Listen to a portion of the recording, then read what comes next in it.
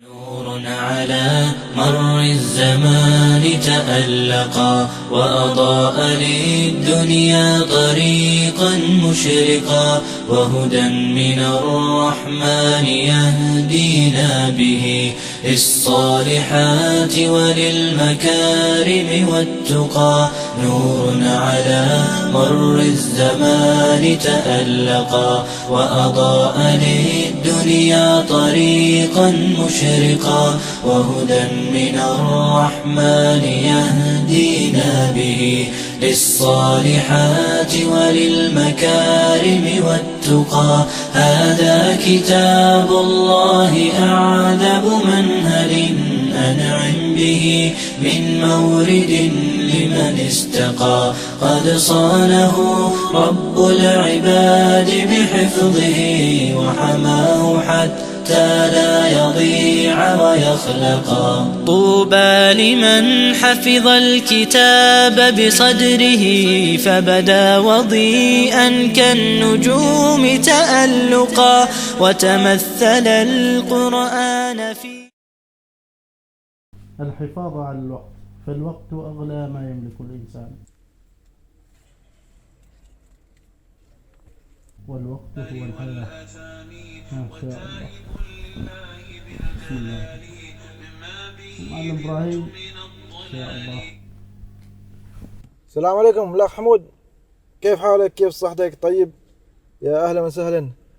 الأخ حمود، أنا أبغاك تروح معي نزور ولد عبد الله حافظ القرآن الكريم، وزين نبارك له بالحفظ القرآن الكريم.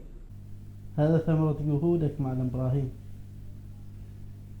شيء طيب ما شاء الله. مو رايك نزين نزوره بعد صلاة العشاء؟ رأي جميل.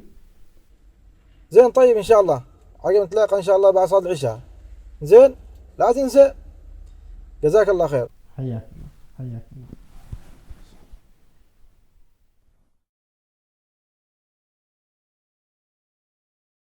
إنا أنذرناكم عذابا قريبا.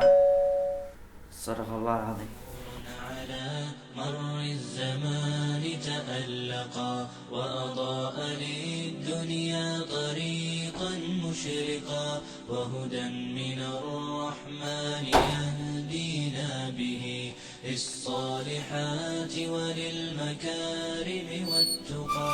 نور على مر السلام عليكم. عليكم السلام. عبد الله، كيف حالك؟ الحمد لله. كيف صحتك؟ طيب، الحمد لله بخير. يا أهلا وسهلا. عبد الله كيف حالك؟ الحمد لله بخير. طيب. تعال تفضل تفضل. بسم الله.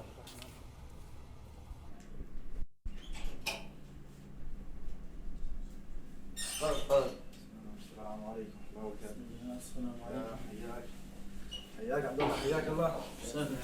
كيف صحتك؟ كيف أهلك؟ طيبين بخير؟ الحمد لله بخير. الأخ حمود، هذا الولد عبد الله ما شاء الله الحمد لله حفظ القرآن الكريم. ما شاء الله. إيه الحمد لله رب العالمين، ويحضر معنا الحلقات في الجامع وكذا. ما شاء الله ما شاء الله. هذا من ثمار جهودك معلم إبراهيم. الحمد لله، جزاك الله خير الحمد. الحمد لله نوبة كذلك بفضل الوالدين لهم دور كبير في تربية الأبناء والقرآن الكريم.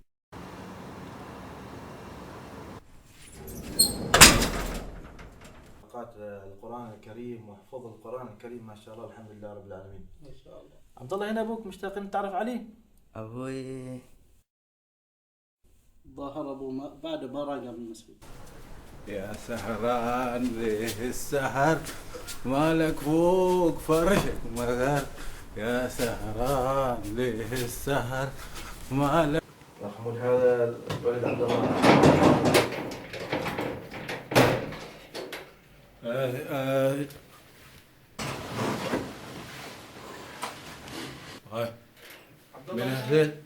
من هذيل اشوف مطاوعة عندنا في البيت اليوم، ما متعودين عندنا مطاوعة.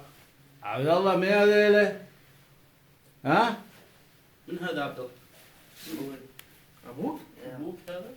يا عم ابوه، وغصبا عليكم والشرف وغصبا عليه هو بعد. اقول لكم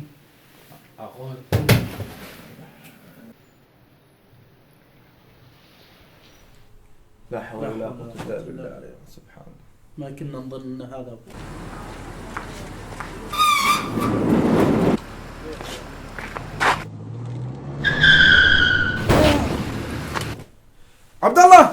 عبد الله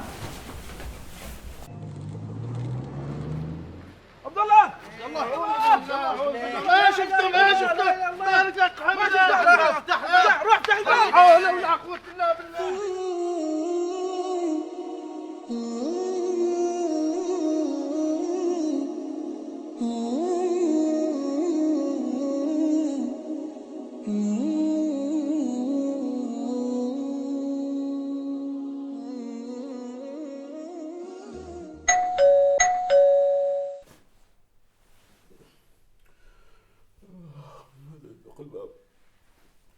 عبد الله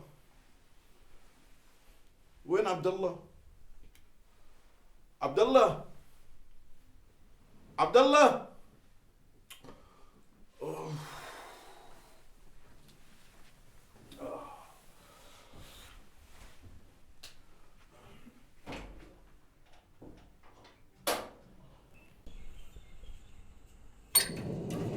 السلام عليكم. ايوه اهلا تفضل. رد السلام ابو عبد الله، رد السلام. منت انا معلم ابراهيم.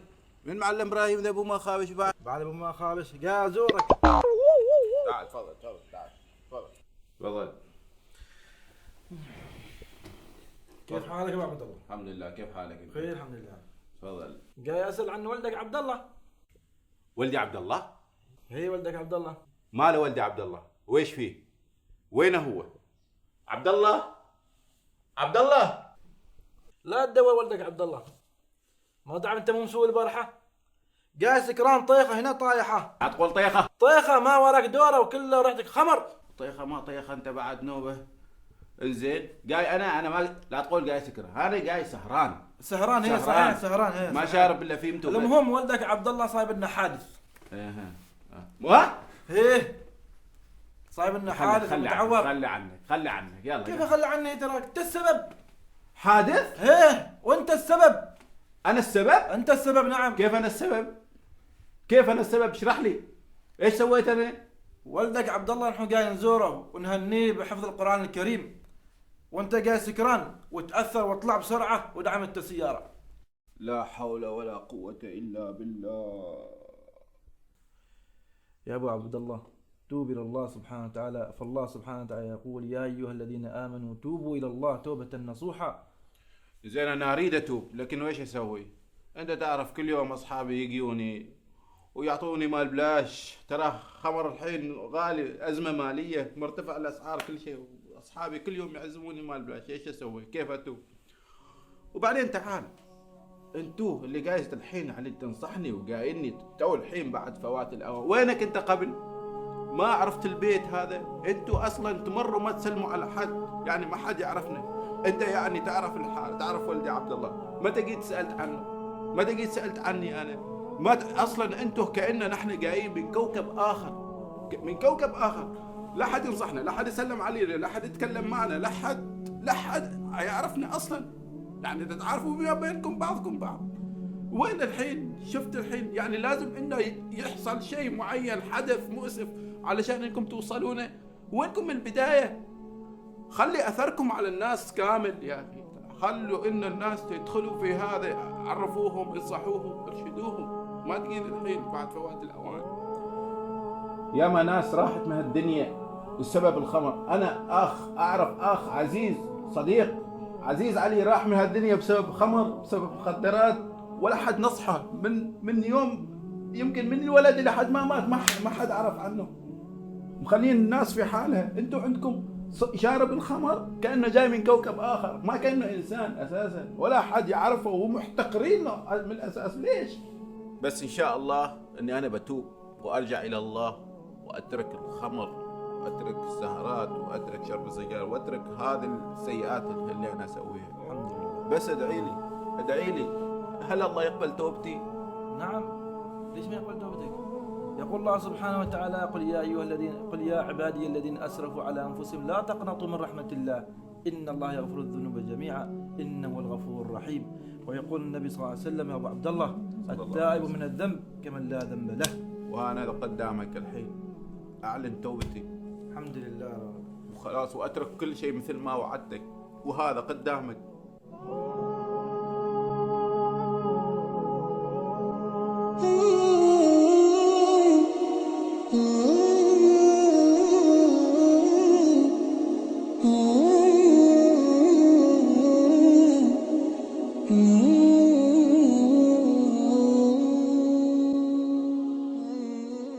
تعرف يا أبو عبد الله إن التائب حبيب الله، يقول الله سبحانه وتعالى إن الله يحب التوابين ويحب المتطهرين. ويا معلم إبراهيم، هذا درس من عند الله سبحانه وتعالى، وأنا راضي قضاء الله وقدره. بس تعال أنا بعدني أقول لك يعني وين عبد الله، كيف هو الحين؟ طمني عليه، طمني كيف أحواله. يعني أنا عبد الله إن شاء الله يكون بخير.